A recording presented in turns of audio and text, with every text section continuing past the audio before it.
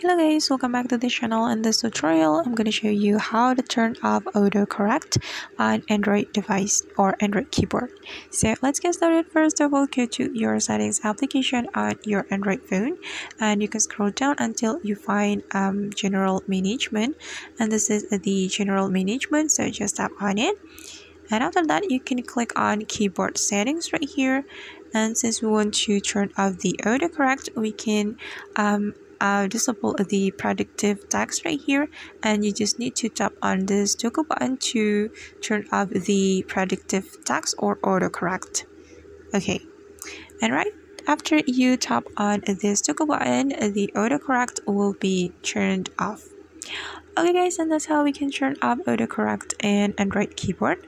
I hope this tutorial will be helpful for you. Thank you so much for watching, and if you find this tutorial is useful, don't forget to hit the like button, leave your comments, and also subscribe to the channel. See you on the next video.